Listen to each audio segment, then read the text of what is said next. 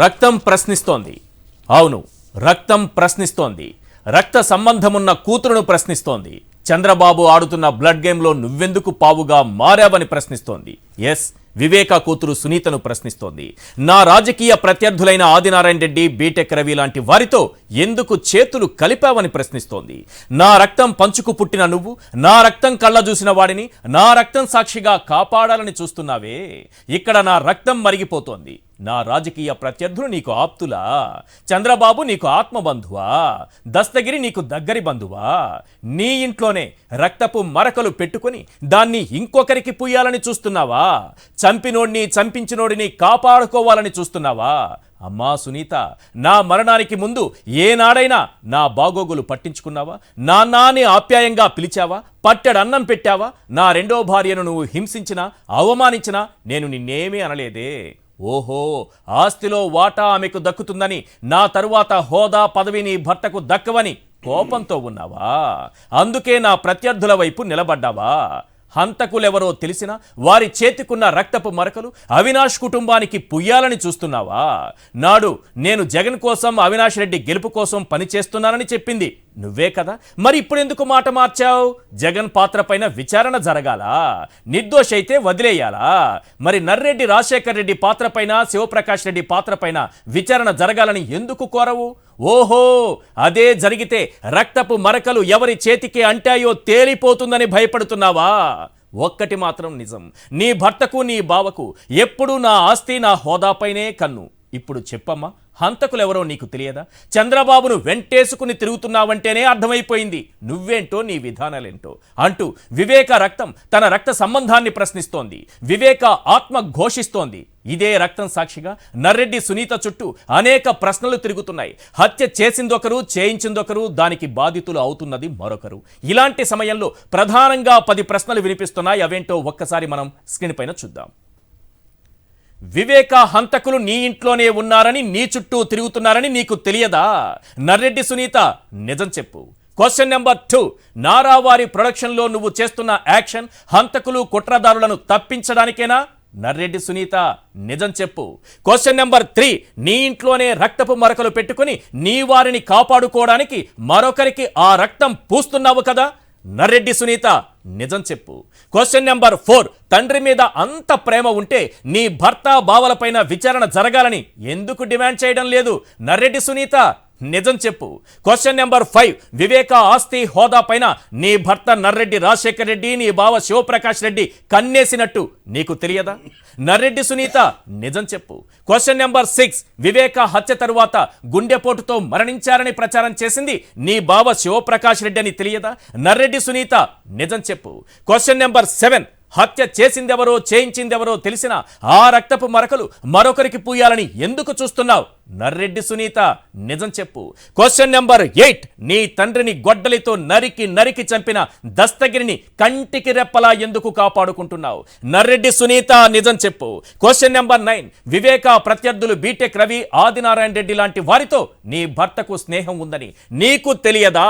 నర్రెడ్డి సునీత, నిజం చెప్పు. Question number 10, నాడు జగనన్న కోసం, అవినాష్ రెడ్డి గెలుపు కోసం వివేక పనిచేస్తున్నారని చెప్పింది నువ్వే కదా?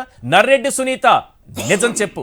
ఇది ప్రజలు అడుగుతున్నటువంటి ప్రశ్నలు. అలాగే వివేక రక్తం కూడా ఈ ప్రశ్నలను సంధిస్తోంది. దీనికి నర్రెడ్డి సునీత సమాధానం చెప్పాలి. ఈ అంశాలపైనే మనం చర్చించుకోబోతున్నాం. చర్చలో పాల్గొంటున్నారు కేఎస్ ప్రసాద్ గారు, సీనియర్ అనలిస్ట్, శివశంకర్ గారు, వైఎస్ఆర్సీపీ అధికార ప్రతినిధి, ఇక ఓబుల్ రెడ్డి గారు, సీనియర్ అడ్వకేట్ మనకు లైవ్లో అందుబాటులో ఉన్నారు. ప్రసాద్ గారు, చాలా కాలంగా కొంత స్తబ్దుగా ఉన్నట్టు, అంటే సునీత గారు ఏదో ఆమె పని ఆమె చేసుకుపోతున్నారు. ఈ కేసు నుంచి తనకు కావాల్సిన వాళ్ళని ఏమన్నా రక్షించుకోవాలనుకుంటున్నారు, ఏమో తెలియదు. కానీ అప్పుడప్పుడు జైలు దగ్గరికి వెళ్ళడము, తర్వాత ఢిల్లీకి వెళ్ళడము, ఏవో ఆ ప్రయత్నాలు ఆమె చేసుకుంటున్నారు. మొన్న ఒక్కసారిగా ఒక ప్రెస్ మీట్ పెట్టేసి వీళ్ళే అంతా ఆయనే చేశారు, అంతా ఈయనే చేశారు, ఈయనపైన విచారణ జరగాలి, ఆయనపైన విచారణ జరగాలి అని అంటూ కొంతమంది కృతజ్ఞతలు చెప్పారు. ఒక పెద్ద టీమే ఆమె వెనక, ఒక పెద్ద ముఠ, ఒక పచ్చ ముఠ ఆమె దగ్గర పనిచేస్తోందని ఆమె చెప్పారు. ఇదంతా చంద్రబాబు రాజకీయ ఎత్తుగడలో భాగంగానేనా ఆమె అప్పటికప్పుడు ప్రెస్ మీట్ పెట్టి ఈ రకంగా మాట్లాడటం? ముందుగా సాక్షి ప్రేక్షకులకు నమస్కారం అండి. అలా ప్యానల్లో ఉన్న పెద్దలకి మీకు కూడా నమస్తే అండి. ఈశ్వర్ గారు, మనం చిన్నపిల్లల్ని ఎప్పుడైనా ఎగ్జామ్స్కి ప్రిపేర్ చేసినప్పుడు మనకి రివిజన్ క్లాసెస్, తర్వాత మనం పిల్లలు ఏవో మర్చిపోతారనే ఇంపార్టెంట్ క్వశ్చన్లు చదివిస్తాం చూడండి. అవును. అలా ఈ 5 సంవత్సరాలు బట్టి నేను నిన్న చాలా యూట్యూబ్లోనే చెప్పాను, ఇదే వేదిక మీద కూడా చెప్పాను, ఇదే కుర్చీలో కూర్చుని ఈ చిన్నపిల్లల్ని రివిజన్ చేయించే కార్యక్రమంలాగా మనం ఎక్కడ మర్చిపోతాం. ఎందుకంటే జగన్మోహన్ రెడ్డి అనే వ్యక్తిని, ఈ వైఎస్ఆర్సీపీ ప్రభుత్వాన్ని ఎదుర్కోవడానికి వీళ్ళ దగ్గర ఏ విధమైన ఆయుధాలు లేక 5 సంవత్సరాలు బట్టి హూ కిల్డ్ బాబాయ్, తర్వాత ఈ ఒక రాజధాని విషయం యాజ్ ఇఫ్ అన్నట్టు, అండ్ ఇలాంటి పనికిమాలిన విషయాల మీద తప్ప పాలసీ మ్యాటర్స్ మీద వీళ్ళు ఒక్కటి కూడా డిఫర్ కాలేకపోతున్నారు. ఎందుకు? ఇన్వెస్ట్మెంట్స్ ఏవీ రాలేదని చెప్పిన దగ్గర స్టాటిస్టిక్స్ ఆఫ్ ఇండియా మనకు క్లియర్గా ఇచ్చింది ఏంటంటే 1,103 కోట్ల పెట్టుబడులు గ్రౌండ్ అయ్యాయి. తర్వాత ఒక సాలున ఒక సంవత్సరం బడ్జెట్ అంటే 2,58,000 కోట్ల పైచిలక ఒక సంక్షేమం అన్నది 5 సంవత్సరాల ప్రభుత్వంలో విత్ జవాబుదారీతనం చేయబడింది.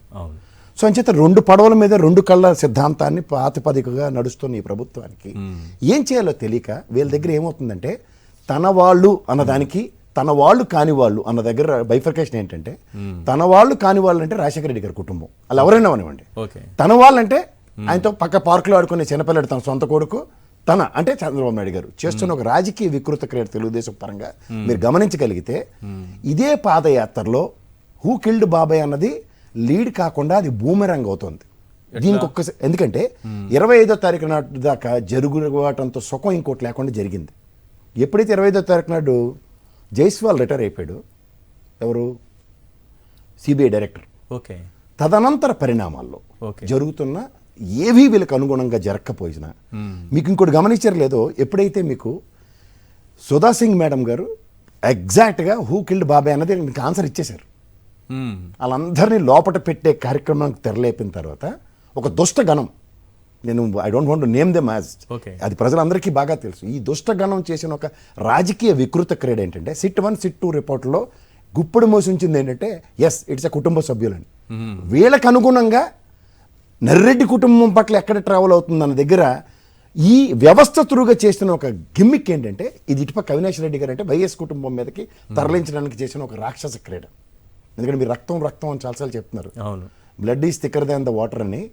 ఇక్కడ మీకు ఫస్ట్ ఆఫ్ ఆల్ ఒక ఆడపిల్ల ఎప్పుడైతే తన టెరిటరీ అంటే మన అన్న దాంట్లోంచి బయటకు వెళ్తుందో ఆ రక్తం అటుపక్క రక్తం కింద పరివర్తన చెందుతుంది, మెట్టినింటి రక్తం కింద. ఇప్పుడు దానికి మీకు ఒక మాట చెప్తాం, సౌభాగ్యమ్మ పుట్టినింటి రుణం తెచ్చుకుంది. ఇదే వివేకం సార్ ఎప్పుడైతే జమ్మల మడుగు అభ్యర్థిగా తను రెబల్ అభ్యర్థిగా నిలబడతానన్న దగ్గర తను పులివెందుల ఆడపడుచునని నా అవినాష్ రెడ్డికి, నా జగన్మోహన్ రెడ్డికి, నా వివేకం సార్కి కన్నా ఎక్కువ కాదని తను విరమించుకున్న దాంట్లో వివేకం సార్ రాత్రి 11 దాకా చేసిన ఒక ప్రయత్నానికి ఆమె ఈల్డ్ అయింది. కానీ ఒక ఆడపడి చెయ్యండి పుట్టినింటి రుణం తీర్చుకోవాల్సిన దగ్గర ఒకసారి వీలైతే అలా నిన్న మొన్న వాళ్ళకి అనుగుణంగా నడిచే నోరు తిరగని బాలకృష్ణ సినిమా ఒకటి చూపించండి. ఆ మ్యాన్ ఆఫ్ ద రివోల్ట్ అయ్యి అప్పుడు హ్యాపెండ్ ఎవ్రీథింగ్ అందర్ how she revolted it back. నేను నిన్న రాత్రి సినిమా చూసిన కర్మ అలా కాలుతుందంటే అవన్నీ చూడవలసి వస్తుంది. సో ఇక్కడ మీకు అక్కడి నుంచి జరుగుతున్న పరిణామాల్లో 164 and 167 సిఆర్పిసి వాళ్ళు ఎలా గ్యాంబుల్ చేశారన్న దాని మీద మీకు తెలుసో తెలీదో, దాని మీద సే ఫర్ ఇన్స్టెంట్ నేను ఒక ఇన్వెస్టిగేటివ్ ఆఫీసర్గా మీ దగ్గరికి వచ్చినప్పుడు మీ దగ్గర నేను వాంగ్మూలం తీసుకున్న దగ్గర మీ దగ్గర సంతకం తీసుకోను. ఆ సంతకం తీసుకొని ప్రతిదీ మ్యానిపులేట్ చేసి ఈ రామ్ సింగ్ అన్న అతన్ని జస్ట్ ఒక ఏఎస్ఐ స్థాయి అతనికి ఎడిషనల్ ఎస్పీ కేటగరేషన్స్ ఇచ్చి అతనితో చేసిన ఒక వికృత క్రీడకి ప్రతి దగ్గర అవినాష్ రెడ్డి గారినే ప్రతి దగ్గర ఫ్రంట్ ఎండ్ చేస్తూ ఈ దుష్ట చతుష్టయం ఛానళ్ళన్నీ ఈ పాదయాత్రలో లోకేష్కి 25 తారీఖు నాడు బూమరంగ్ అయినప్పుడు ఈ పచ్చళ్ళోడు ఆపేమన్నాడు. ఎందుకు? అది బూమరంగ్ అవుతుంది లోకేష్కి అయితే. కానీ ఇవాళ రివిజన్ క్లాస్లో సునీతమ్మని మాత్రం ఢిల్లీలో ప్రెస్ మీట్ పెట్టి కృతజ్ఞతలు సభ ఎందుకు ఆఫీసులో టీలు అందించుకున్న దగ్గర నుంచి ఒక యూట్యూబ్లో వాళ్ళ కోసం పనిచేసిన వాళ్ళ దాకా, అండ్ మోరోవర్ అక్కడ ఢిల్లీలో కూర్చోబెట్టి మన ఎంపీగా గెలిచి అక్కడ కూర్చున్నాడు పప్పనాలు పులిహోరను అండ్ పూతరేకులు పెట్టిన పాపానికి వాళ్ళతోనూ వీళ్ళందరికీ కృతజ్ఞతల సభ, ద మ్యాన్ బిహైండ్. కానీ అక్కడ కూడా మీకు స్ట్రాటజీ చూడండి, ఇంత కథ మనోరంజకంగా నడిపించిన ఆ పేపర్లేసి ఛానల్ గురించి మాత్రం ప్రస్తావన లేదు, మిగిలిన అందరికి కృతజ్ఞతలు ఉన్నాయి. అంటే మర్డర్ వెనుక ఒక మనిషి, మర్డర్ వెనుక మన కంటికి కనిపించని మనిషి, సునీత ప్రెస్ మీట్ వెనుక కంటికి కనిపించని మనిషి. సార్ మీకు ఒక విషయం చెప్తా, ఇదే వివేకం సార్ వీళ్ళ బావమరుదులు పెడుతున్న టార్చర్కి, అంటే సొంత బావమరుదులైనా ఒక్క రూపాయి కూడా ఆయనకి చేతికి అందకుండా ఆయన ముప్పతిప్పలు పెడితేనే రియల్ ఎస్టేట్ వ్యాపారాలు అండ్ తర్వాత వజ్రాల వ్యాపారాలు అనుకుని చేసుకున్న దగ్గర మీకు గమనించారు లేదో, ఆయనలో ఉన్న ట్రాన్స్పరెన్సీకి సిబిఐ వాళ్ళే అవాక్కయ్యారు.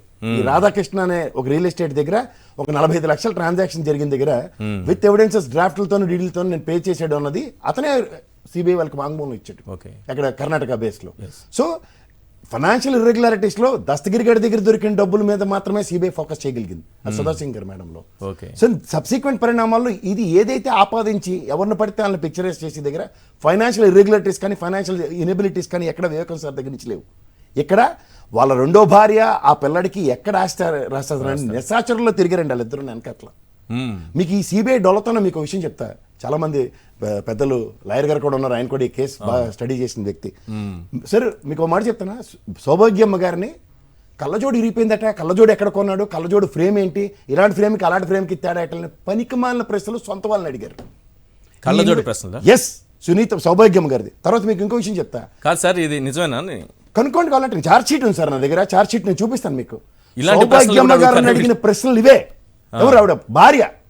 తర్వాత ఈ సునీతమ్మ ఎంత ఎగేసుకొని మాట్లాడుతుంది కదా, దగ్గర 9 నుంచి 13 సంవత్సరాలు నిడివిలో వివేకం సారికి సునీతమ్మకి మాటలు కూడా లేవు. మీకు ఇంకో మాట చెప్తా, 117 నుంచి 119 ఫోటోలు తీసిన ఇన్వెస్టిగేషన్ ఆఫీసర్స్ది, క్లూస్ టీమ్ది ఇవాళ దాకా అవి బహిర్గతం కాలే. నేనే ఒకసారి బహిర్గతం చేశాను. మీకు ఇంకో మాట చెప్పనా, ఈ 117, 119లో ఫింగర్ ప్రింట్స్ ఎవడెవడు తలుపు బద్దలు కొట్టుకుని లోపలికి ఎలా వచ్చారు, దాంట్లో తాగి కూడా వాగిన వాగుళ్ళు ఉన్నాయి వాళ్ళు, అవి కూడా రికార్డ్ అయి ఉన్నాయి. వీళ్ళు ఇవేవి తెలియకుండా పైపైన ఒక మీడియా హౌస్తో 25 దాకా మీడియా హౌస్ని సిబిఐలో ఉన్న అందరినీ నేను అంటలేదు సార్, కొంతమంది వితరణ కలిగిన ఆఫీసర్లు లేని దగ్గర చేసిన డొల్లతనాన్ని వాళ్ళ పరంగా ఎన్కాష్ చేసుకోవడానికి అవినాష్ రెడ్డి గారిని అరెస్ట్ చేసే టార్గెట్ కోసం 25 దాకా. ఇప్పుడు ఈ ఆక్రాందన ఎందుకు తెలుసా, ఈ కేసు 20 ఏప్రిల్ వాయిదా పడింది. ఏప్రిల్ ఎలక్షన్స్ పడిన తర్వాత ఎలక్షన్స్ కి లీడ్ అవుతుంది అనుకుంది, వాయిదా పడింది. ఎలక్షన్స్ కి లీడ్ కాని దగ్గర వచ్చే ఆక్రాందన. తర్వాత మీకు ఇంకోటి చెప్తున్నాను, ఈ కృతజ్ఞత సభల సారాంశం ఏంటంటే, ఒక మనోరంజక కార్యక్రమాన్ని ఒక సెట్ నిడివిలో రక్తి కట్టించడానికి ఒక మెలోడ్రామా స్టార్ట్ చేశారు. మెలోడ్రామాలో కంటే కూతుర్ని కనాలన్న కాన్సెప్ట్లో, కానీ కంటే కూతుర్ని కనాలన్న కాన్సెప్ట్లో ఈ అమ్మాయి ఆడపిల్ల వచ్చు సునీతమ్మ, కానీ అవతల రెండో భార్య కూడా ఆడపిల్లే కదా. ఈషా ఫౌండేషన్లో కష్టపడి పని చేసుకుంటూ పొట్ట తిప్పలు పడుతూ కొడుకుని చదివించుకుంటుంది సార్. వీళ్ళు ₹1 చేతికి అందనివ్వకుండా చేసిన దాష్టికానికి వివేక చెక్ పవర్ కూడా లాగేసుకున్నారా? అన్నీనండి. మరి వీళ్ళు లాగేసుకున్న వాళ్ళు అక్కడ ఆస్తి గురించి అని తెలుస్తోంది, ఆయన రెండో భార్య ఉందని తెలుస్తోంది, అతనికి కూడా వారసత్వం ఇవ్వాలని ఆయన చూస్తున్నారని తెలుస్తోంది. ఇంత జరిగిన నర్రెడ్డి పైన కానీ అతని సోదరుడు అదే శివప్రకాష్ రెడ్డి పైన కానీ వీళ్ళపైన విచారణ జరగదా? నేను అదే చెప్తున్నాను సార్. ఈమెమంటుందంటే జగన్ గారి మీద విచారణ జరగాలంటే, నిర్దోషి అయితే వదిలేయట. మరి నీ భర్త గురించి మీ బావ గురించి చెప్పాలి కదా సార్. మీకు ఒక మాట చెప్తా సార్, ఈశ్వర్ సార్, అందరిపైన విచారణ జరగాలి సార్. అనుమానం ఉన్న అందరిపైన, నిర్దోషి అయితే వాళ్ళని కూడా వదిలేద్దాం సార్. నేను మళ్ళీ చెప్తున్నా, ఇక్కడ జరుగుతున్న దౌర్భాగ్యం ఎలాడిసిందంటేనండి, జగన్మోహన్ రెడ్డి గారు అనే ఒక వ్యక్తి చుట్టూ సెంట్రిక్గా మొత్తం రాజకీయాలు చేయడానికి అపోజిషన్ పార్టీలు మీడియా హౌసెస్ ఎలా డిసైడ్ అయ్యి ఉన్నాయంటే ప్రజల్ని పక్కదారి పట్టించడానికి. సార్ నేను లా చదువుకున్నా, మీరు జర్నలిజం చేశారు, లాయర్ గారు కూడా ఉన్నారు. ఒక కేసు అంటే కోడికత్తి కేసు మీకు ఎగ్జాంపుల్ చెప్తారు. బాధితుడు ఎవరు? జగన్మోహన్ రెడ్డి. దాని ఇన్వెస్టిగేషన్ చేస్తుంది ఎవరు? ఎన్ఐఏ. ఆనాటి ప్రభుత్వం ఎవరిది? వాళ్ళది. ఇక్కడ జగన్మోహన్ రెడ్డి గారట ప్రొయాక్టివ్గా కోర్టుకి వెళ్ళి సాక్ష్యం చెప్పాలట. ఇదేమన్నా ఒక మెర్సీ గ్రౌండ్స్ రాష్ట్రపతి గారు ఉరిశిక్ష రద్దు చేసే కార్యక్రమం ఇప్పుడు కోర్టులో ఎలాంటి నంబరింగ్ అవుతుందో దీనికి జాలి దయా చూపించినట్టు జగన్మోహన్ రెడ్డి గారు కేసు ఎందుకు విత్డ్రా చేసుకోవాలి? Is nothing to do with it. ఆయన కేసు పెట్టడం లేదు. చంద్రబాబుకి బెయిల్ వచ్చినప్పుడు ఎవరు వెళ్ళి సాక్ష్యం చెప్తే బెయిల్ ఇచ్చారు? అదే చెప్తున్నాను. వాళ్ళ రోగాలే కదా ఆయన కాపాడాయి. అదే చెప్తున్నాను. ఇంకొకరు వచ్చి ఒక చిన్న విషయం చెప్తా. ఇది మీరు మంచి ప్రశ్న మంచి ముడిపెట్టారు దీంట్లో. సార్ రోగాలతో తిరుగుతున్న వ్యక్తికి బెయిల్ కావాలని తిరిగి అంబులెన్స్ లేకుండా తిరగకూడదని చెప్పిన దానికి కూడా బ్రూటల్గా అంబులెన్స్ లేకుండా తిరుగుతున్న వ్యక్తికి ఏ ప్రాతిపదిక మీద బెయిల్ వచ్చిందో చూసుకోండి. ఇదే అవినాష్ రెడ్డి గారు వాళ్ళ నాన్నగారు బెయిల్ విషయంలో కోర్టులో ఈ రోజు బెయిల్ రద్దు అవుతుందనంటే ఆయన అంతటా ఆయన స్వచ్ఛందంగా సరెండర్ అయ్యాడు. కోర్టే అవాక్కైంది సార్. అది ఎందుకంటే న్యాయం నిజం నిలకడ మీద తెలుస్తుంది. ఇప్పుడు ఇదే అవినాష్ రెడ్డి గారిని సిబిఐ అరెస్ట్ చేస్తారన్న దగ్గర కన్నా భాస్కర్ రెడ్డి గారిని సిబిఐ అరెస్ట్ చేసినప్పుడు ఎంత పులివెందుల నుంచి కర్నూలు దాకా ఎక్కడైనా ఘరావులు కానీ ఏమైనా అడ్డుకోవడం కానీ జరిగాయా? కానీ ఒక నోటీస్ అందించే కార్యక్రమానికి వచ్చిన దాన్ని ఈ మీడియా హౌసెస్ ధృగా ఎంత బొంబార్డింగ్ చేశారంటే అవినాష్ రెడ్డి గారు అరెస్ట్ హెలికాప్టర్లో వచ్చేసారు. ఇవన్నీ చేస్తున్న దగ్గర నోటీస్ ఇవ్వడానికి అరెస్ట్కి ఎంత తేడా ఉందో చూడండి. వ్యవస్థ తన పని తాను చేసుకోవడానికి వచ్చిన next day within span of no time వాట్సాప్లో ఇచ్చారు notice. Even after the gentlemen is going for the case. ఇప్పుడు నేను ఎందుకు మాట్లాడవలసి వస్తుందంటే గౌరవ ఎంపీ స్థానంలో ఉన్న వ్యక్తికి చట్టం న్యాయం వీటిలన్నిటి మీద గౌరవం ఉండి రాజ్యాంగానికి ప్రమాణం చేసిన ఒక వ్యక్తిగా వీళ్ళ కేసుకి వీళ్ళు వాడుతున్న తిప్పలకి, ఎందుకంటే ఇది కేవలం ఒక అభియోగం మోపబడింది కుటుంబ పరంగా. కుటుంబం అన్న మాటకి అభియోగం రేపొద్దున ఎవరి మీదైనా మోపిన దానికి వాళ్ళు పడుతున్న మానసిక సంఘర్షణ గమనించమనండి. కుటుంబం ఆ విధమైన మానసిక సంఘర్షణకు గురవుతున్న దగ్గర వీళ్ళు ఈ ఎవరైతే రామ్ సింగ్ అన్న వ్యక్తి చేస్తున్న ఒక దాష్టికానికి 164, 167 సిఆర్పిఎస్ లో అవి కనుక నేను ఇవాళకి కూడా మళ్ళీ ఇదే వేదిక మీద ఛాలెంజ్ చేస్తున్నాను రామ్ సింగ్ కి. అతను చేసిన విచారణ సక్రమైందైతే, ఆయన తీసుకున్న స్టేట్మెంట్స్, కన్ఫెషన్ స్టేట్మెంట్స్ నిజమైతే, ఇవాళ ఈ అవినాష్ రెడ్డి గారికి జరుగుతున్న అన్యాయానికి రామ్ సింగ్ సమాధానం చెప్పాలి.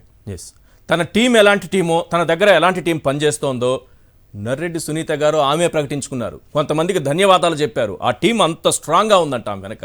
ఆ టీం ఏంటో చూస్తే, ఆ పేర్లు వింటే అసలు వీళ్ళేంటి, వీళ్ళ క్యారెక్టర్లు ఏంటి మనకు అర్థమైపోతుంది.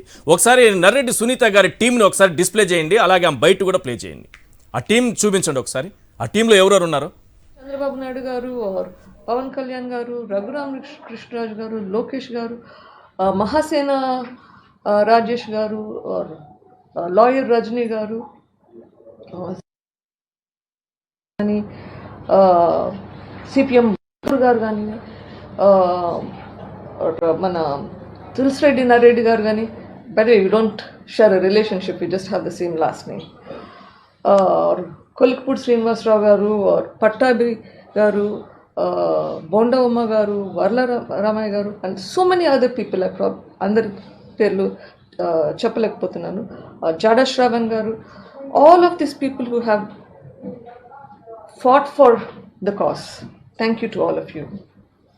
గతంలో ఈమె చంద్రబాబు గురించి ఏం మాట్లాడిందో కాసేపు తర్వాత ఆ బయట కూడా ప్లే చేస్తాను.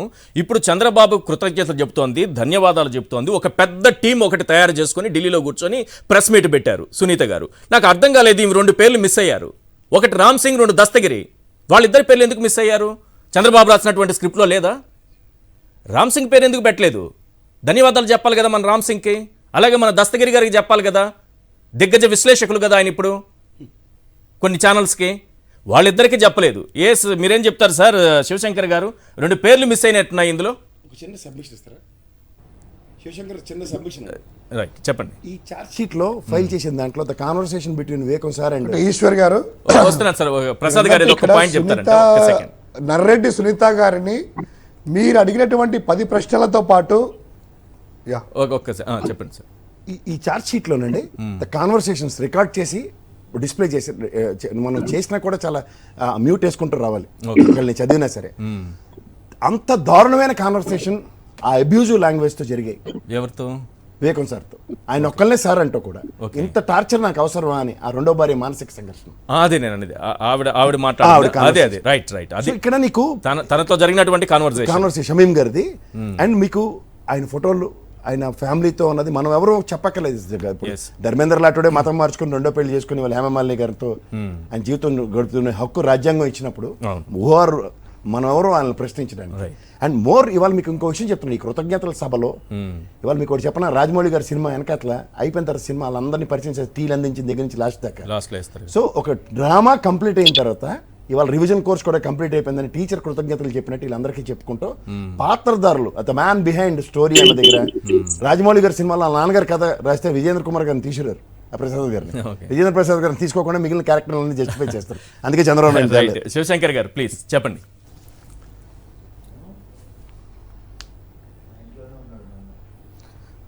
మీరు అడిగినటువంటి ఆ 10 ప్రశ్నలతో పాటు ఇంకొన్ని ప్రశ్నలకు కూడా సునీత గారు సమాధానం చెప్పాల్సినటువంటి అవసరం ఉందండి. ఎందుకంటే ఇదే సునీత గారు అసలు హత్య జరిగినప్పుడు, అది మామూలుగా చావనప్పుడు మీ తల్లి సౌభాగ్యమ్మకి, మీ నర్రెడ్డి రాజశేఖర రెడ్డి గారు మీ భర్త గారికి ఇదే పిఏ కృష్ణారెడ్డి ఫస్ట్ ఫోన్ చేశాడా లేదా?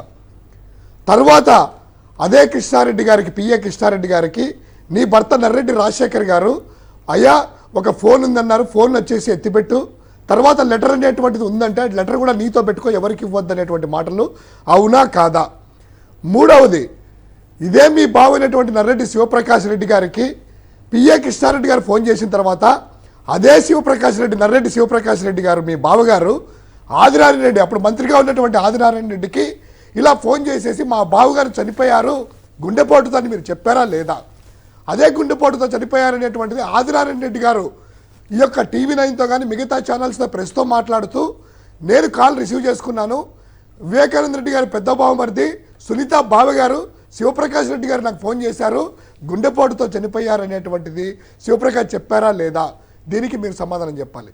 మూడవది, ఆ లెటర్ ఏమైంది, లెటర్ ఎందుకు మీరు వచ్చేంత వరకు ఎందుకు దాచుకున్నారు, మీరు వచ్చేంత వరకు పోలీసులకు ఎందుకు ఫోన్ దాచిపెట్టమన్నారు, ఫోన్ వచ్చిన తర్వాత నీ భర్త నర్రెడ్డి రాజశేఖర రెడ్డి గారు అవుట్ గోయింగ్ కాల్స్ మెసేజ్లు ఎందుకు డిలీట్ చేశారు, ఎవరెవరు చేశారు, ఎందుకు జగన్మోహన్ రెడ్డి గారు వచ్చిన తర్వాత ఏదో ఫోన్ ఉందంట కదా, లెటర్ ఉందంటే కదా అని అప్పుడు ప్రతిపక్ష నాయకుడి గారు అడిగితే అవునని అప్పుడు ఎందుకు బయటపెట్టారు. ఇంకోటి సార్, ఇదే దస్తగిరి బెయిల్కి తను ఏ నేరం చేయలేదనేసి ప్రీ బెయిల్కి అప్లై చేసినప్పుడు మీరు ఎందుకు అడ్డుకోలేదు, తర్వాత బెయిల్ వచ్చిన తర్వాత అప్రూవల్గా మారిన తర్వాత మీరు దాన్ని ఎలా మెస్సీ గ్రౌండ్స్ కింద ఎలా యాక్సెప్ట్ చేస్తున్నారు, తర్వాత అదే దస్తగిరి మీ నాన్నగారి కిరాతకంగా చంపాను, గొడ్డలు తీసుకొని ఇక్కడ నరికాను, మర్మాంగాల మీద నరికాను అని పచ్చిగా ప్రెస్ మీట్ పెట్టి చెప్పినా కూడా ఆ దస్తగిరికి ఎందుకు మీ ఇంట్లో ఉన్నటువంటి బీబీ అనే పని మనిషి ద్వారా ఎందుకు దస్తగిరితో కాంటాక్ట్లో పెట్టారు, ఎందుకు దస్తగిరితో తరచూ మీ ఇంట్లో పనిచేస్తున్నటువంటి బీబీ ద్వారా రాయబారం నడిపి స్క్రిప్ట్ పంపించి ఎప్పుడు ఎలా మాట్లాడాలని ఎందుకు చెప్తున్నారనేటువంటిది చెప్పాలి. తర్వాత దస్తగిరి అనేటువంటి వాడు ఒక ఐసు బండి తోపుడు బండి మీద ఐసు అమ్ముకునేటువంటి వాడు ఈరోజు జగన్మోహన్ రెడ్డి గారి మీద పోటీ పెడతాను అనేటువంటి స్థాయికి ఎలా వచ్చాడు, దాని వెనకాల మీ హస్తమేంటి. తర్వాత దస్తగిరి అనేటువంటి వాడికి సార్ కనీసం లాయర్ అనే పదం కూడా తెలియదు. ఈ దస్తగిరి అనేవాడు సుప్రీంకోర్టు వరకు వెళ్ళి, హైకోర్టు సుప్రీంకోర్టు వరకు వెళ్ళి అంత పెద్ద లాయర్ల చేత కోట్ల రూపాయలు పెట్టి తన యొక్క వాదించుకునేటువంటి లాయర్లని ఎవరు తీసుకొస్తున్నారు, నీ ప్రమేయం లేదా, నీ భర్త నర్రెడ్డి రాజశేఖర్ ప్రమేయం లేదా అనేటువంటి అడుగుతున్నాం. తర్వాత వాచ్మెన్ రంగయ్య స్టేట్మెంట్లను వీటి మీద ఎందుకు మీరు డిమాండ్ చేయట్లేదు.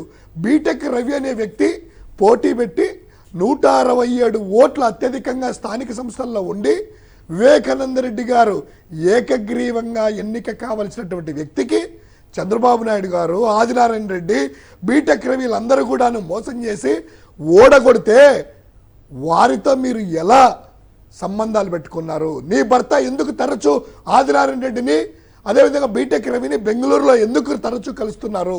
ఈరోజు మీరు అబాండాలు వేసి ఆ రోజు ఎన్నికల ముందు మీరే చెప్పారు, అవినాష్ రెడ్డి గారి గెలుపు కోసం మా తండ్రి గారు కష్టపడ్డారు, జమ్మలమడుగులో కూడా రాత్రి 11 వరకు ఉన్నారు, అవినాష్ రెడ్డి గారిని గెలిపించాలని అంతకుముందు మైదుకూరులో కూడా చెప్పారు. మరి అలాంటి వ్యక్తి గెలిపించాలని వ్యక్తిని అవినాష్ రెడ్డి గారు చంపాల్సిన అవసరం ఏముంది. ఇప్పుడు ఎందుకు ఆ రోజు ఆమె మాట్లాడిన మాటలు, శివశంకర్ గారు ఆ రోజు చంద్రబాబు గురించి మాట్లాడిన మాటలు విన్నాం. తన తండ్రి గారి గురించి ఆయన జగన్ గారి కోసం పనిచేస్తున్నారని, అలాగే అవినాష్ రెడ్డి గెలుపు కోసం పనిచేస్తున్నారని ఆమె చెప్పగానే విన్నాం. చంద్రబాబును నమ్మకండి అని ఆమె చెప్పగానే విన్నాం. ఆమె నోటితో ఆమె చెప్పి ఇప్పుడు నాలుక మడతేసి ఒక్కసారిగా టర్న్ చేయడం వెనుక ఏంటి ఆ ఉద్దేశం, ఏం భయపడుతోంది, ఏం జరుగుతుందని, ఎందుకు ఇన్ని కోట్లు ఖర్చు పెట్టి దస్తగిరి కోసం కోట్లు ఖర్చు పెట్టి పెద్ద పెద్ద లాయర్లను పెట్టుకొని ఎవరిని కాపాడాలనుకుంటోంది ఆవిడ. ఇది పాయింట్, ఎవరిని కాపాడాలనుకుంటోంది. ఇక్కడ దీనికి రెండు ఎస్ ఈశ్వర్ గారు ఇక్కడే మతలబంతా ఇక్కడే ఉంది. ఒకటేంటి, అంతవరకు 4 గోడల మధ్య తన కుటుంబంతో వివేకానంద రెడ్డి తరచూ గొడవలు పడుతూ ఆ షమీం అనేటువంటి వ్యక్తిని పెళ్లి ఆడినట్టు కానీ, ఇంత 5 సంవత్సరాల బాబు ఉన్నట్టు కానీ సమాజానికి కూడా తెలియకుండా వాళ్ళు ఇంట్లో ఏమే కానీ వాళ్ళకి ఆర్థికంగా కానీ ఏ విధంగా సహాయపడుకోకుండా అష్టదిగ్బంధం చేసి వివేకానంద రెడ్డి గారిని ఏకాకి చేశారు. అది బయటికి వచ్చేసి తెలిసిపోయింది. ఈ రోజు వరకు మీరు గమనించారో లేదో, మా తండ్రి పెళ్లి చేసుకోలేదని కానీ, మా తండ్రికి ఒక కొడుకున్నాడు కానీ, ఒక ముస్లిం మహిళ షమీం అనేటువంటిది, ఆ విషయాలు పదే ఛానళ్ళ ద్వారా వచ్చినా, సిబిఐ ఇన్వెస్టిగేషన్ వాళ్ళు అడిగినా ఎక్కడే కానీ సునీత గారు తెలివిగా బయట పెట్టలేదు.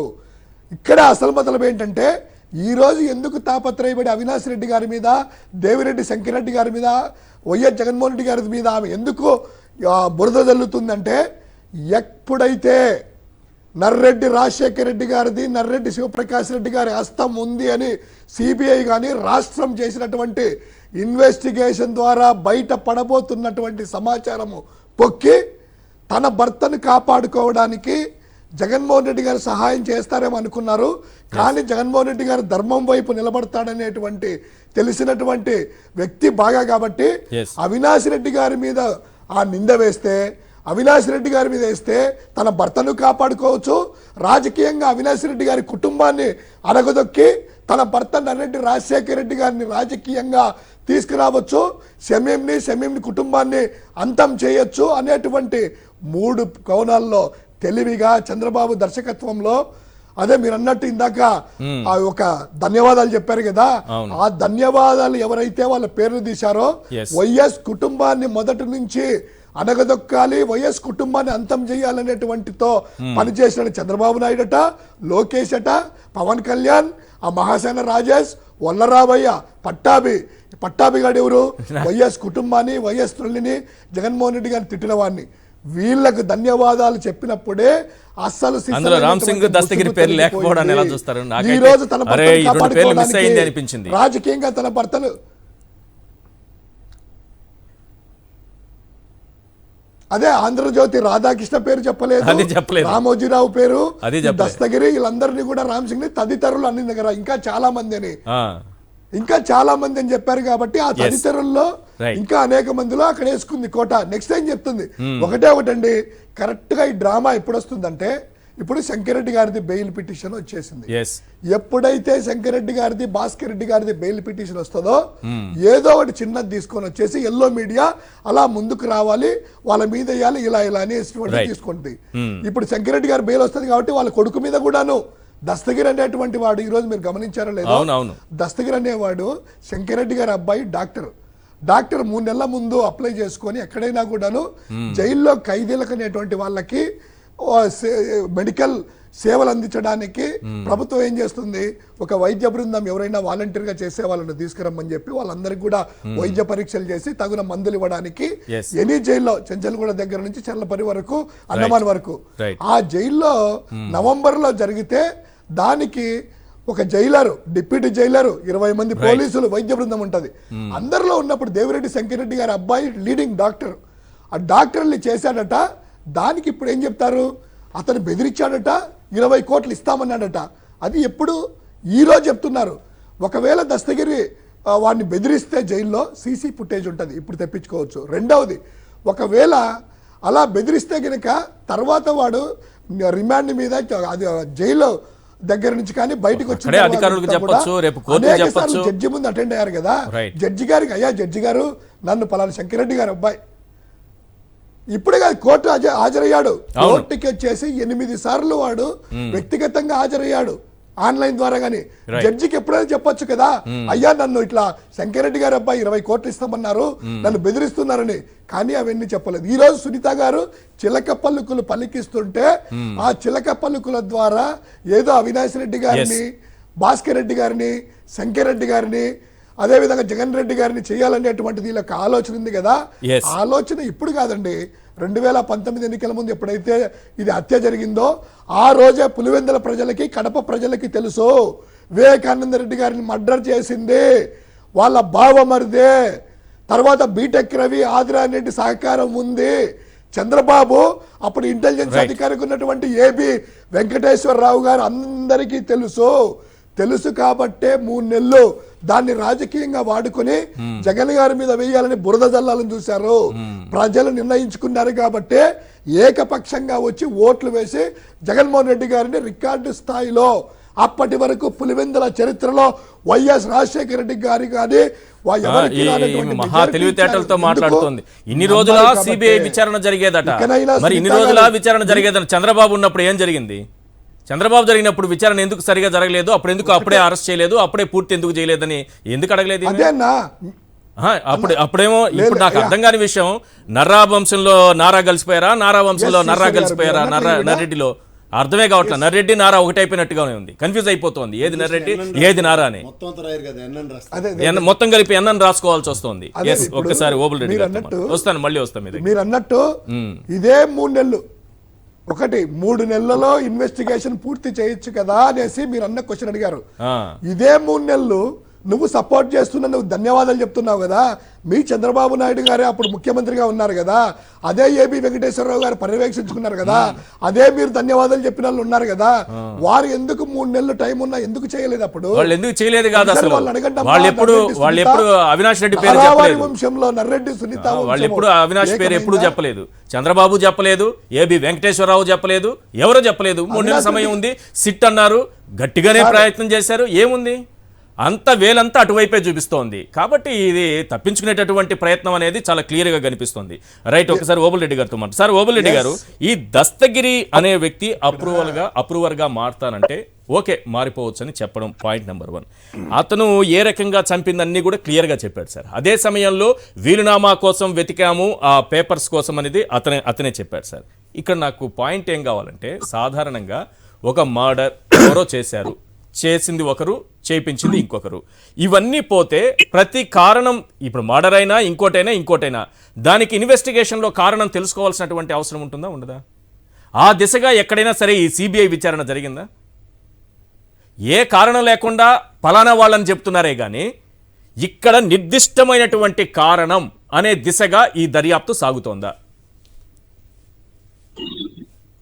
అన్న, చర్చలో పాల్గొంటున్న అందరికీ నమస్కారం అన్న. నమస్తే. ఇప్పుడు దస్తగిరి 161, 164 అండ్ 306 స్టేట్మెంట్ లో 3 ఇచ్చాడన్న కోర్టులో జడ్జి గారి ముందు. ఈ 3 స్టేట్మెంట్ లో కూడా అతను ఇచ్చిన మెయిన్ పాయింట్ ఒకటి ఏంటంటే, వివేకానంద రెడ్డి గారి ఇంటికి ఉన్నటువంటి ఉత్తరం వైపు ఉన్నటువంటి ఇంటి డోర్ ను లోపల నుంచి ఎర్రగంగిరెడ్డి ఓపెన్ చేస్తే లోపలికి వెళ్ళామని చెప్పి చెప్తున్నాడు. ఆ ఉన్నటువంటి ఆ డోర్ కు వచ్చేసి లో భాగంలో టవర్ బోల్ట్, గడ అనేటివి ఇరిగిపోయి ఉన్నాయి. అవి కూడా సిట్ వాళ్ళు తీసినటువంటి డాగ్ స్క్వాడ్ వాళ్ళు వీడియో తీసినటువంటి వాటిలో క్లియర్ గా ఉన్నాయి. వాటిని కూడా మనం తొందరలో కోర్టు ముందు ప్రజెంట్ చేయబోతున్నాం. అవి కూడా మనము రైట్ ఇన్ఫర్మేషన్ కింద తీసుకున్నాము. ఓకే, అతను చెప్తున్నటువంటి స్టేట్మెంట్ రాంగ్ అని చెప్పడానికి మెయిన్ ఎవిడెన్స్ మనకు దొరికింది. అతను లోపల నుంచి ఫ్రీగా డోర్ ఓపెన్ చేసి ఉంటే లోపల ఉన్నటువంటి ఆ టవర్ బోల్ట్ గాని గడ గాని ఇరిగిపోయి ఉండడం అనేది జరగదు. కాబట్టి ఆ దస్తగిరి చేత వీళ్ళందరూ కలిసి ఒక డ్రామాగా కుట్రపన్ని ఒక ఎదుగుతున్నటువంటి ఒక ప్రముఖ నాయకుడిని రాజకీయంగా దెబ్బ కొట్టడానికే ఇలాంటి కార్యక్రమం చేశారు. కానీ ప్రజాక్షేత్రంలో ఆయన ఎదుర్కోలేక ఈ పిరికి పందులందరూ కలిసి చెప్పిన పాయింట్ కి ఒక ప్రూఫ్ ఏదో చూపిస్తున్నారు ప్రసాద్ గారు. ఒక్క నిమిషం అది చూద్దాము. మీరు ఆ డోర్ గురించి చెప్పారు కదా, ఒకసారి జూమ్ ఇన్ చేయరు. బోల్ట్ గురించి అది చూపిస్తున్నారు, ఒకసారి అదే జూమ్ ఇన్ చేయరు. ఎస్, ఏంటి సార్ దాని గురించి ఒకసారి క్లియర్ గా చెప్పండి, ప్రజలు కూడా చూస్తారు. ఆ విజువల్ చూస్తూ ఉంటే మీరు చెప్పేది కరెక్ట్ గా క్లియర్ గా ఉంటుంది. ఏం జరిగింది అంటున్నారు కరెక్ట్ గా, మళ్ళీ ఒకసారి చెప్పండి ఆ బోల్ట్ గురించి. వివేకానంద రెడ్డి గారి ఆయనకు ఇంటికి తూర్పున మెయిన్ డోర్ ఉంది, ఉత్తరం వైపు నుంచి ఈ టవర్ బోల్ట్ 1 to 4 నలుగురు వ్యక్తులు కలిసి లోపల ఉన్నటువంటి అంటే ముగ్గురు, గంగిరెడ్డి లోపల ఉన్నాడు, రిమైనింగ్ ముగ్గురు కలిసి ఆయన డోర్ ఓపెన్ చేస్తే మేము ఫ్రీగా వెళ్ళాము అని చెప్పి చెప్తున్నాడు. ఫ్రీగా వెళ్తే డోర్ ఓపెన్ గా తీసి ఉంటే ఆ టవర్ బోల్ట్ గాని గడ గాని బ్రేక్ అయ్యేదానికి ఛాన్స్ లేదు. కాబట్టి మెయిన్ అక్కడే ఆ ఎవిడెన్స్, మనకు మెయిన్ ఎవిడెన్స్ అక్కడే ఉంది, మెయిన్ పాయింట్ అక్కడే దొరికింది మనకి. కానీ ఆ సిట్ 1 ఎవరిది? టీడీపీ గవర్నమెంట్ లో ఉన్నటువంటి సిట్ 1 ఆనాటి మొత్తం ఎంటైర్ సిట్ డిపార్ట్మెంట్ అంతా కూడా దాన్ని సీరియస్ గా తీసుకోలేదు. డాగ్ స్క్వాడ్ వాళ్ళు తీసినటువంటి ఆ వీడియో దాంట్లోని క్లియర్ కట్ గా అదే ఏలబడుతూ ఉన్నాయి. మరి ఇదే తర్వాత ఆ ఇంటికి వచ్చినటువంటి ఇదే సునీత ఒక 1 వీక్ లోనే ఆ గడను వాటిని రిపేర్ చేసి సెట్ చేసింది. ఈ విషయాన్ని సునీత ఎందుకు సిట్టుకు గానీ సిబిఐ గానీ ఎందుకు చెప్పలేదన్న విషయాన్ని మనం ప్రస్తావించాల్సిన అవసరం ఉంది. కొత్త పెట్టారనేది అక్కడ క్లియర్ గా పెట్టక మునుపు అది అవును. ఇప్పుడు చేయించారా? కార్పెంటర్ అన్డ్రెసబుల్, కార్పెంటర్ అవునా? లోకల్ గా ఉన్నటువంటి లోకల్ కార్పెంటర్ చేత ఆమె కొత్త చేయించింది, పగలు కొట్టింది. అది క్లియర్ గా ఉంది. అప్పుడు పాతది ఈ విషయాన్ని సిబిఐ గానీ ముందున్నటువంటి సిట్టు వాళ్ళకి గానీ ఎందుకు చెప్పలేదు? ఒకవేళ దస్తగిరి చెప్పినటువంటి స్టేట్మెంట్ కరెక్ట్ అయితే డోర్ ఫ్రీగా ఓపెన్ అయ్యి ఉంటే ఈ టవర్ బోల్ట్ గానీ లాక్ గానీ ఎందుకు బ్రేక్ అవుతాయి? అది మనం చెప్పేది కాదు. అది సిట్ వన్ వాళ్ళు తీసినటువంటి డాగ్ స్క్వాడ్ వాళ్ళు తీసినటువంటి ఎవిడెన్స్ లో ఉన్నది. అది మనం కూడా ఇటీవల తీసుకున్నాము, Okay. రైట్ ఇన్ఫర్మేషన్ కింద తీసుకున్నాము. దాని మీద తొందరలో మనం కూడా ఒక కోర్టు ముందు వచ్చేదానికి కూడా కార్యక్రమం చేస్తాము. Right. అలాగేనా ఇంకొక విషయం, మీరు 10 పాయింట్లు అంటున్నారు, 11 పాయింట్ ఒకటి యాడ్ చేయాల్సిన అవసరం ఉందనా? ఆ 11 పాయింట్లు ఏంటంటే నార్కో టెస్ట్ ఎవరెవరికో పెడుతున్నారు. అవును, ఒక నరేటి రాసి పెడితే సరిపోతుంది కదా. నర్రెడ్డి రాజశేఖర రెడ్డి కంటే శివప్రకాష్ రెడ్డి కరెక్ట్ అండి. శివప్రకాష్ శివప్రకాష్ రెడ్డి కరెక్ట్, నర్రెడ్డి రాజశేఖర రెడ్డి కంటే. నరేటి రాజశేఖర రెడ్డి గారికి నార్కో పంపితే ఒకవేళ ఆయన ఆ సంఘటనకు సంబంధం లేకపోతే ప్రజల్లో కూడా మంచి పేరు వస్తుంది కదా ఆయనకి. అవును, కాబట్టి ఈ విషయాన్ని కూడా మనకు ప్రధానంగా డిమాండ్ చేయాల్సి ఉంటుంది. అలాగేనా ఇంకో విషయం, ఇప్పుడు అప్రూవర్ అనేది చట్టంలో ఎక్కడ ఉంటుందంటే, ఒక సంఘటనకు సంబంధించి ఎలాంటి ఐ విట్నెస్ కానీ ఒకవేళ ఇయర్స్ ఎవిడెన్స్ కానీ ఏమీ దొరకనప్పుడు వాళ్ళలో ఇన్సిడెంట్ లో పాల్గొన్నటువంటి వ్యక్తుల్లో ఒకరిని అప్రూవర్ గా తీసుకుంటాం. అవును, అప్రూవర్ గా తీసుకోవడానికి వచ్చిన అవసరమే లేకుండా ఆల్రెడీ వాచ్మెన్ రంగన్ ఏం చెప్పాడు, 1 to 4 అనే వ్యక్తులను ఐడెంటిఫై చేశాడు, సీన్ లో చూశాడు, ఇంట్లో చూశాడు. అన్ని చూసినప్పుడు ఈ వ్యక్తిని ఎందుకు తీసుకోవాల్సి వచ్చింది, ఇతన్ని అప్రూవర్ గా ఎందుకు మార్చాల్సి వచ్చింది?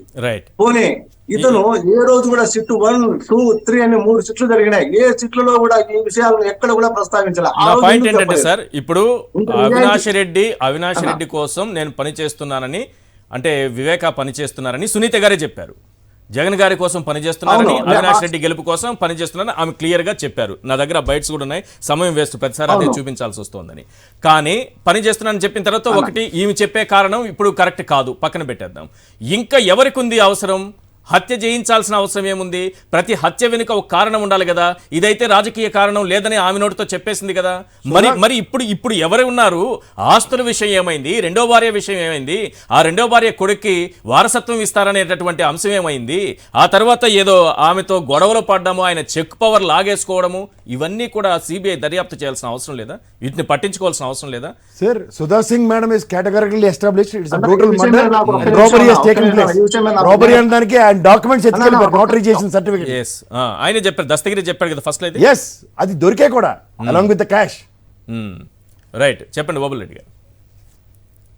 అన్నా ఇప్పుడు అది ఈ దస్తగిరి అనే వ్యక్తిని వీళ్ళందరూ కలిసి ప్రలోభ పెట్టారు. రామ్ సింగ్ ప్రధానంగా, రామ్ సింగ్, సునీత, రాజశేఖర్ ముగ్గురు కలిసి నిత్యం వాళ్ళ ముగ్గురు ఒక కుట్రపూరితంగా ఈ వైఎస్ అవినాష్ రెడ్డి గారి యొక్క ప్రజా అభిమానాన్ని ఎదుర్కోలేక, ప్రజాక్షేత్రంలో మనం గెలవలేము, మన కుటుంబానికి ఆదరణ కోల్పోయింది కాబట్టి ఈ రకంగా మనం ఆయన్ను టార్గెట్ చేసి ఆయన్ను ప్రజల్లో సులకన చేస్తే ఆ స్థానం మనకు వస్తుంది, జగన్మోహన్ రెడ్డి గారి దగ్గర మనకు మంచి విలువ వస్తుంది, కడప పార్లమెంట్ మనకు వస్తుందనే ఉద్దేశంతో వీళ్ళందరూ కలిసి జరిగింది.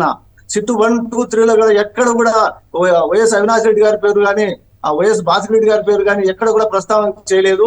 ఆమె కూడా ఎక్కడ స్టేట్ ఇంటర్వ్యూలో కానీ ఎక్కడ కూడా ఇవ్వలేదు. మరి చంద్రబాబు 3 నెలల పైన అధికారంలో ఉన్నారు కదా, ఈ మర్డర్ జరిగిన ఆయనే సిట్ చేశారు కదా. మనకు బాగా కావాల్సినటువంటి ఆ వెంకటేశ్వరరావు ఎవరు ఉంటారు కదా, ఏం వెంకటేశ్వరరావు, ఆయన కూడా ఉన్నారు కదా.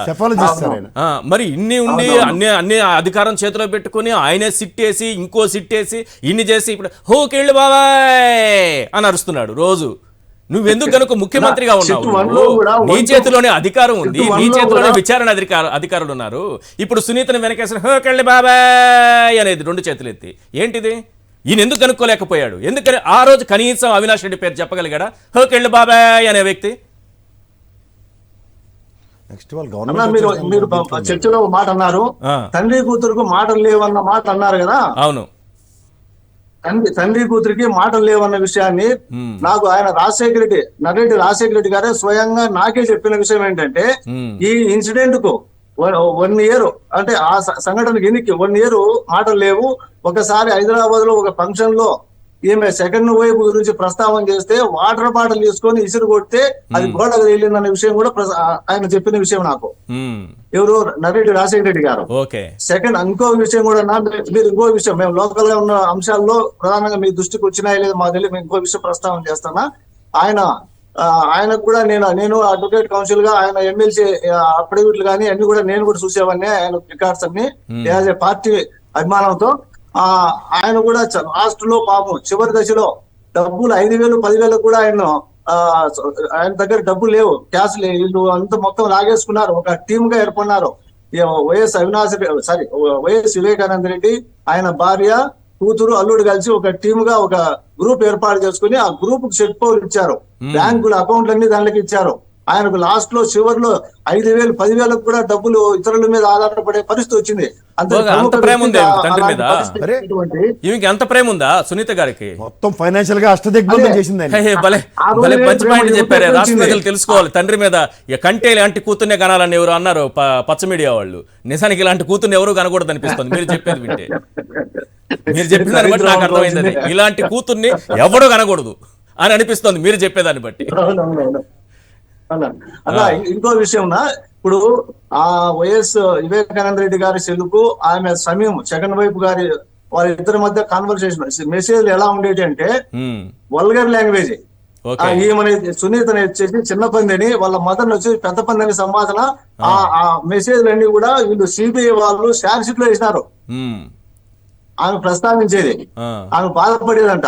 ఎవరు సమీం గారు వివేకానంద రెడ్డి గారి దగ్గర బాధపడుతుండేదంట. అంటే ఈ సంఘటన వల్ల ఎవరికి ప్రయోజనం ఉంది? ఆర్థికంగా కావచ్చు, ఇంకో రకంగా కావచ్చు, అన్ని రకాల ప్రయోజనము ఆ కుటుంబానికి తప్ప ఈ కుటుంబానికి లేదనే విషయం ప్రజలందరికీ తెలుసు.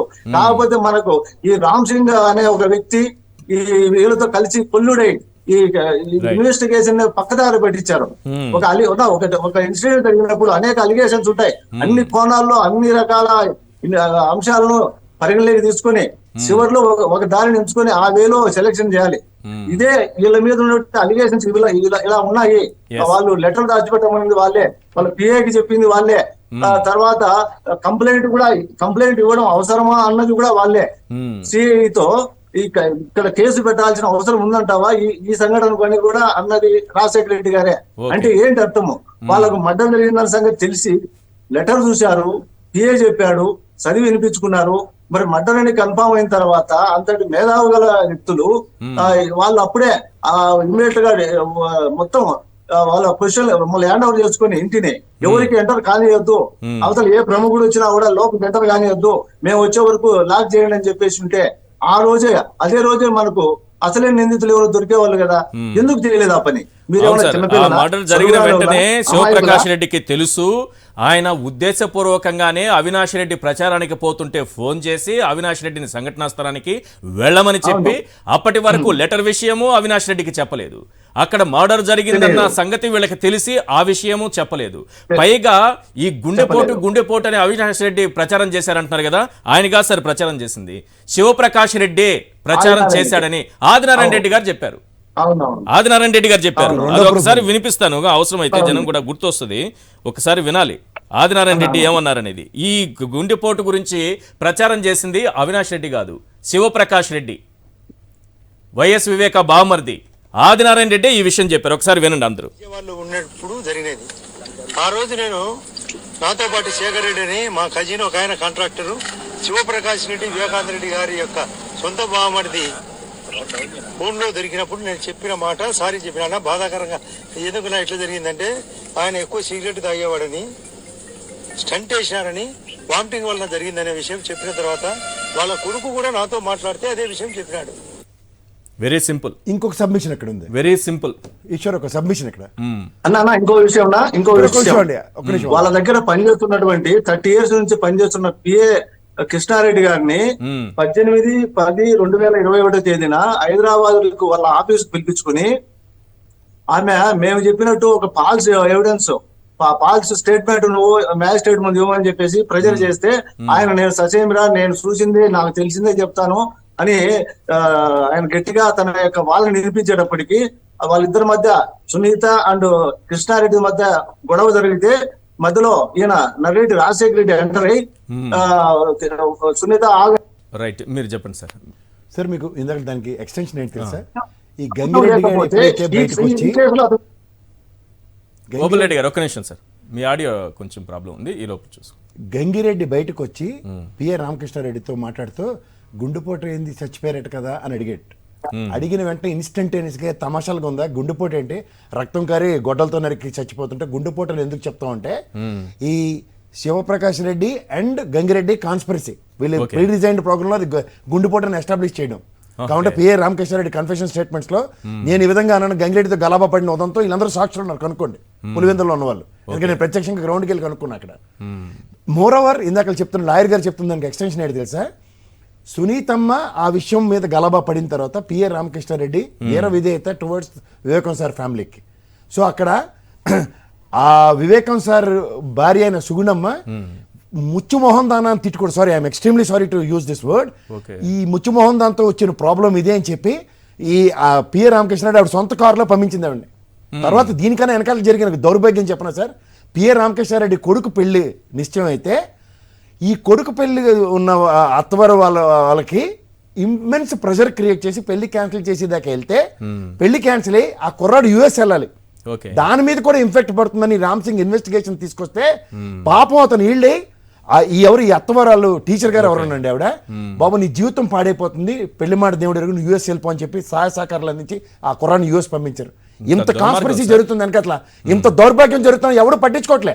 ఎందుకంటే ఈ ఎరుబోగలలో నిలబడి అవినాష్ రెడ్డి ఏమీ మాట్లాడకుండా అని చేత ఆయన నోటంపటి మాట రాలేదు కాబట్టి జరుగుబాటు అంత ఎంత జరిపించారో చూడమని కదా అట్లాంటి క్యారెక్టర్లు ఎంచుకోండి సార్. నాకు అర్థం సార్ మీరు మాట చెప్తున్నాను, Jagan sir and Avinash sir ఇద్దరు గుప్పుడు మోసి మన చెల్లెలు మన దగ్గర సంయమనం పాటించిన దానికి సిట్ 1 రిపోర్ట్లోనే ఇది ఎస్టాబ్లిష్ అయింది. తులసిరెడ్డి గారు హాస్పిటల్కి వచ్చినప్పుడు మీ గుండెపోటని విజయసాయిరెడ్డి గారు ఇక్కడ ప్రెస్ మీట్లో చెప్పారు చూసారు కదా, గుండెపోటని వీళ్ళందరినీ టోటల్గా మిస్లీడ్ చేసింది ఆ గంగిరెడ్డి అండ్ శివప్రకాష్ రెడ్డి. కానీ by the time the reach అంత బుడలుగా చంపిన దానికి కూడా కట్టుకథలు అల్లుతున్నందుకే మీ సాక్ష్యపరంలో నారాసుర రక్ష చరిత్రను రాశారు. ఎందుకంటే that it self the same day investigation journalism చేసినవాడు ఐడెంటిఫై చేసి మొత్తం ఏ విధంగా కాన్స్పిరసీ అయింది అన్నది ఎస్టాబ్లిష్ చేయగలిగారు. మీకు ఇక్కడ అవసరార్థం వీళ్ళ కాంట్రాక్టుల కోసం ఎవరెవరిది గడ్డి కరుస్తున్నారు వీళ్ళు, ఆ గడ్డి కరిచిన దానికి వచ్చిన ఉపద్రవం ఏంటంటే ఇవాళ కూడా మా వెనకాతలు వీళ్ళు ఉన్నారని కన్ఫెషన్ స్టేట్మెంట్ ఇచ్చింది సునీతమ్మ ఆ ప్రెస్ మీట్ సారాంశంలో. అంటే దీని అర్థం ఏంటంటే సొంత వాళ్ళు కాకుండా వేరే వాళ్ళ ప్రమేయంతో ముందుకెళ్తున్న తన ప్రస్థానంలో వేరే వాళ్ళ ఇన్వాల్వ్మెంట్ లేకుండా ఆదినారాయణ రెడ్డి ఊరికి ఎందుకు వెళ్ళడు, నన్ను చంపేశారు ఈ మూమెంట్లో నేను వెళ్తానని పిరిగి పొంద మాట్లాడిన రికార్డ్ స్టేట్మెంట్స్ కూడా ఉన్నాయి. వీళ్ళందరూ వెనకాతల హస్తం గురించి మాట్లాడకుండా సంయమనం పాటించిన పాపానికి ఇటు తిరిగి మళ్ళీ ఇటుపక్క ఈ కుటుంబం మీదే దాచికం చేయడానికి తెరలేపుతుంటే ఆడపిల్లలు అడ్డుపట్టుకునే వీళ్ళ గతికి రాజశేఖర రెడ్డి గారి కుటుంబ సభ్యులు తప్ప రాజకీయం చేతకాని తనమని ఒప్పుకోమనండి. మీకు ఇంకో విషయం చెప్తా, ఇవాళ షర్మిలమ్మ గారికి కూడా కాంగ్రెస్ పరంగా రాజశేఖర రెడ్డి గారి దిక్కయ్యారు చూసుకోమనండి కాంగ్రెస్ పార్టీకి. ఇవన్నీ కళ్ళ ముందు కనబడుతున్నా కూడా ప్రజలు గ్రహించట్లేదని అపోహలో వీళ్ళు ఉన్నారు. ఎవరో వీళ్ళ దగ్గర ఇంకొక ఏ విధమైన ఆయుధం లేకుండా ఈ జగన్మోహన్ రెడ్డి ప్రభుత్వం ఎదిరించే దమ్ము సత్తా ఏమీ లేకుండా ఉన్నందుకు ఇది గమనించుకోమనండి ప్రజల్ని.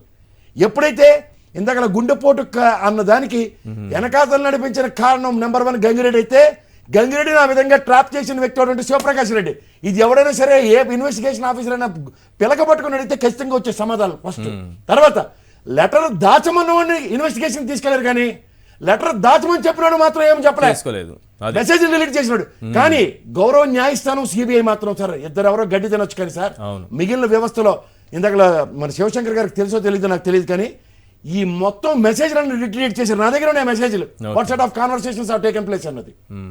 ఒక సెంట్రిక్ గా వివేకం సార్ చుట్టూ ఒక భార్య అండ్ ఈ అమ్మాయి కూతురు ఆయనకి ఇచ్చిన మానసిక సంఘర్షణకి సుగుణమ్మ గారు సంయమనం పాటిస్తూ ఉన్నారు. కానీ ఈ సునీతమ్మ భర్త ఆయన పెద్ద బావ ఆస్తి అనే చక్రం కోసం చుట్టూ పరిభ్రమిస్తూ ఆయనకి ఒక్క అడుగు ఇటు నుంచి చేస్తే అటు నుంచి చేస్తే ఆయన దగ్గర ఆఖరికి ఆయన నోటరీ చేయించుకున్న ఆస్తులు అమ్మాయికి ఇవ్వాల్సిన ఆస్తులు ఈ ఆస్తుల పేపర్లు కూడా ఈ దస్తగిరి గడ ఎత్తుకెళ్ళిపోయిన విషయం ప్రూవ్ అయిన తర్వాత అదే సుధా సింగ్ మేడం గారు ఎస్టాబ్లిష్ చేశారు. దొంగతనం రాబరీ అండ్ హత్య అన్న దాని మీద ఎస్టాబ్లిష్ చేసిన దగ్గర ఆవిడని అక్కడ ఆపి ఈ రామ్ సింగ్ పారాచూట్ వేసుకుని దిగాడు. రైట్ శివశంకర్ గారు, చంద్రబాబు అధికారంలో 3 నెలలు ఉన్నారు. ఏది ఈ హత్య జరిగిన తర్వాత 3 నెలల పాటు 3 నెలలకు పైగా ఆయన అధికారంలో ఉన్నారు. ఒక సిట్ వేశారు, 2వ సిట్ వేశారు. ఈయన జగన్ గారిని జైలుకు పంపించడానికి అర్ధరాత్రి చిదంబరం కాళ్ళు పట్టుకున్నాడు, ఏదో షూ కూడా మోసాడో నాకు తెలియదు కానీ కాళ్ళు పట్టుకున్నాడు అనేది ఒక విపరీతమైన ప్రచారం ఉంది. చిదంబరం కాళ్ళు పట్టుకున్నాడు అనేది, అర్ధరాత్రిలో చిదంబరం కాళ్ళు పట్టుకున్నాడు. సరే ఏదైనా చేసుకునేవ్వండి, ఆయన క్యారెక్టర్ చెప్పడానికి అదొక ఎగ్జాంపుల్. అలాంటి వ్యక్తి ఎక్కడైనా అవినాష్ రెడ్డి ఉన్నా ఏ మాత్రం దొరికినా వదిలిపెట్టేవాడు కాదు. 3 నెలలు అధికారంలో ఉండి ఏబి వెంకటేశ్వరరావు లాంటి వాళ్ళని చేతిలో పెట్టుకుని 2 సిట్లేసి ఈరోజు ఆయన అడిగే మాట హోకేళ్ళు బాబాయ్ అంటాడు. ఇక్కడ పైప్ లైన్ పెట్టుకుంటారు కదా, ఏది హాస్పిటల్లో లాస్ట్ మినిట్లో ఉంటుంది కదా, అటు పైప్ లైన్ లాగా ఒక మైక్ పెట్టుకొని హోకేళ్ళు బాబాయ్ అంటా ఉంటాడు. నువ్వు అధికారంలోనే నువ్వేం చేసావయ్యా? నువ్వు కనీసం ఆ రోజు అవినాష్ రెడ్డి పేరు ఎందుకు బయటికి రాలేదు? ఏం చెప్తారు? ఇప్పుడు పోయి సునీత వెనక చేరి ఆమె దగ్గర కృతజ్ఞతలు. మళ్ళీ ఈ క్యారెక్టర్ని ఏం చేయాలి? చంద్రబాబు లాంటి క్యారెక్టరు ఈ రాష్ట్రంలో ఉండటం అనేది సిగ్గుచేటు అనిపిస్తోంది. మీరు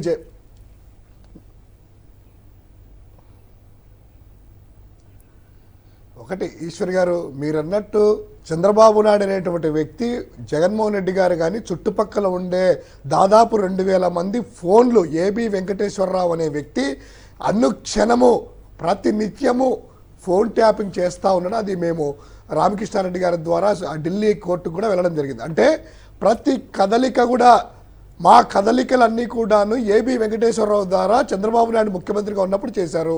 మీరన్నట్టు మార్చిలో జరిగింది. మార్చి, ఏప్రిల్, మే అంటే 3 నెలలు వాళ్ళు అధికారంలో ఉన్నారు.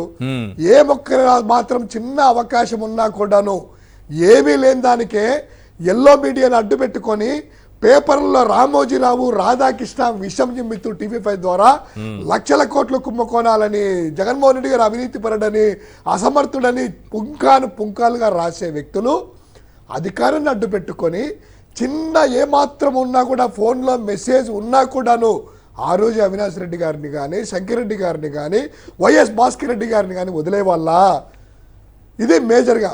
రెండవది సునీతమ్మ కూడా గమనించాల్సింది ఏంటంటే, పిఏ కృష్ణారెడ్డి అనేటువంటి వ్యక్తి మీ ద్వారానే జరిగినటువంటి విషయాలన్నీ కూడా క్లియర్గా చెప్పారు. అమ్మ వద్దమ్మ ఇది జరిగిందని చెప్తే ఆ రోజు మీ ఇంట్లోనే గొడవ జరిగి, అదే రాజశేఖర్ రెడ్డి గారు సరే వెళ్ళు అనేటువంటి గొడవ జరిగిన తర్వాత నువ్వు ఇలా చెప్పు అని గైడ్లైన్స్ ఇచ్చేసి ఆదేశిస్తే ఆయన 30 సంవత్సరాల నుంచి వివేకానంద రెడ్డి గారు ఉప్పు తిన్నా నేను, అతనికి ఇంత అన్యాయం జరిగింది, నేను ఉండేది ఉన్నట్లే వాస్తవం చెప్తా అంటే ఎందుకు సునీత హులక్కి పడిందంటే, ఒకవేళ వాస్తవం చెప్తే తన భర్త నర్రెడ్డి రాజశేఖర్ రెడ్డి, తన బావ శివప్రకాష్ రెడ్డి ఈ ఆస్తి కోసమే గొడవలు జరిగి కిరాతకంగా చంపిన విషయం బయటికి వస్తే తన భర్త లోపలికి వెళ్తాడనేటువంటి భయముతో సడన్ గా ప్లేట్ ఫిరాయించి నర్రెడ్డి సునీత చంద్రముఖిగా మారి సోకాల్డ్ బీటెక్ రవి ద్వారా, ఆదినారాయణ రెడ్డి ద్వారా, చంద్రబాబు నాయుడు ద్వారా, రఘురామకృష్ణరాజుల ద్వారా 100 కోట్ల రూపాయలు న్యాయస్థానాల్లో సంబంధించినటువంటి లాయర్లు ఈ దస్తగిరి అనేటువంటి ఒకటి ఎస్ ఇంకోటి ఈశ్వర్ గారు, ఇప్పుడు దస్తగిరి గారు అనేవాడు అప్రూవర్గా మారిన తర్వాత శంకర్ రెడ్డి అనేటువంటి కుటుంబం ద్వారా సుప్రీంకోర్టుకి వెళ్తే ఏం చెప్పిందంటే, వాడు కిరాతకంగా చంపాడని ఒప్పుకున్నాడు, బెయిల్ మీద బయట ఉన్నాడు, వాడు ఇంత దారుణంగా చంపాడు, బెయిల్ రద్దు చేయండి అంటే కరెక్ట్ గా సుప్రీంకోర్టు చేసిన వ్యాఖ్యలు ఏంటి తెలుసా? ఎస్, ఈ బెయిల్ను రద్దు చేయవచ్చు, కానీ అగ్రీవ్డ్ పార్టీ అంటే మీరు వచ్చేసి సాక్షులు కాబట్టి మీరు కాదు, ఎవరైతే ఉంటారు కదా బాధిత కుటుంబాల నుంచి వస్తే ఖచ్చితంగా బెయిల్ రద్దు చేయొచ్చని సుప్రీంకోర్టు తీర్పిస్తే దాన్ని బేస్ చేసుకొని సునీతమ్మ అన్యాయంగా వైఎస్ భాస్కర్ రెడ్డి మీద, అవినాష్ రెడ్డి మీద పోరాటం చేస్తుంది కదా.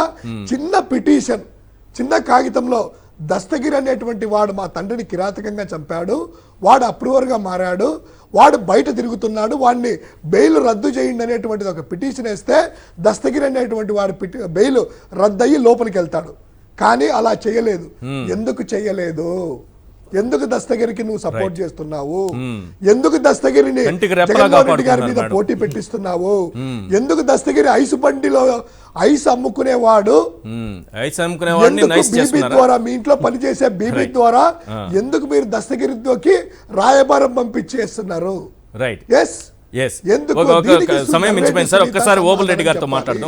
అసలు మీ నాన్నగారికి 2వ పెళ్లి అయిందని ఎప్పుడైనా ఒప్పుకున్నావా?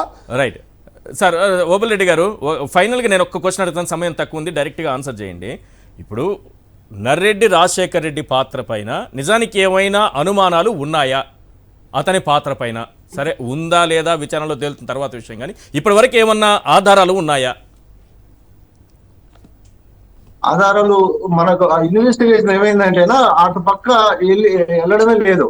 స్టార్టింగ్ నుంచి కూడా ఫస్ట్ లో వచ్చినటువంటి అలిగేషన్స్ వచ్చేసి, ఇప్పుడు సునీల్ అనే వ్యక్తి భరత్ యాదవ్ అనే వ్యక్తికి చెప్పినాడట, ఏమని మా బాస్ వచ్చేసి నర్రెడ్డి రాజశేఖర రెడ్డి ఆయన ఈ విధంగా చేయమంటే చేశానని చెప్పేసి అతను చెప్పాడు అని ఇది మనకున్న ఇన్ఫర్మేషన్. ఓకే. మనకు దానికి సంబంధించినటువంటి ఎవిడెన్స్ అయితే మన దగ్గర ఏమీ లేదు. కాబట్టి ఇన్వెస్టిగేషన్ అటు పక్క వెళ్ళలేదు కాబట్టి మనం దాన్ని కలెక్ట్ చేసుకోలేని పరిస్థితిలో ఉన్నాం. కాబట్టి ఫర్దర్ ముందుకెళ్లే కొద్దీ ఇంకా అవకాశాలు ఆ ప్రయత్నం కూడా చేస్తా ఉన్నా. ఇంకో విషయం, పదే పదే ఆమె కేసులు పెట్టేది రాష్ట్ర గవర్నమెంట్ అంటే కేసు పెట్టేది గవర్నమెంట్ కాదు తల్లి. మీ పిఏ కృష్ణారెడ్డి జిల్లా ఎస్పీకి కంప్లైంట్ ఇస్తే ఆయన కూడా రిజిస్టర్ చేయకపోతే ఆయన పులివెందుల మ్యాజిస్ట్రేట్ కోర్టులో ప్రైవేట్ కంప్లైంట్ వేసుకుని కోర్టు వారి అనుమతి కోర్టు ఇచ్చినటువంటి ఎఫ్ఐఆర్ చేయమని చెప్పేసి కోర్టు డైరెక్షన్ ఉంది. కానీ అది రాష్ట్ర ప్రభుత్వానికి కానీ జగనన్న కానీ ఎలాంటి సంబంధం లేదు. మహాతల్లి అర్థం చేసుకో, నీ జ్ఞానాన్ని మంచి జ్ఞానాన్ని ప్రసాదించాలి. అర్థం చేసుకోదు కానీ జనం అయితే మాత్రం అర్థం చేసుకున్నారు. ఆమె చంద్రబాబు గురించి గతంలో మాట్లాడింది, ఆమె చంద్రబాబుకు ధన్యవాదాలు చెప్పింది కాబట్టి ప్రజలైతే మాత్రం క్లియర్ గా అర్థం చేసుకుంటారు ఎవరిని కాపాడుకోవడానికి అంత తాపత్రయపడుతోంది అనేది. Thank you sir, Obul Reddy గారు చర్చలో పాల్గొన్నందుకు. శివశంకర్ గారు, కేఎస్ ప్రసాద్ గారు, thank you so much sir. ఇది వాటి చర్చా కార్యక్రమం చూస్తూనే ఉండండి సాక్షి టీవీ.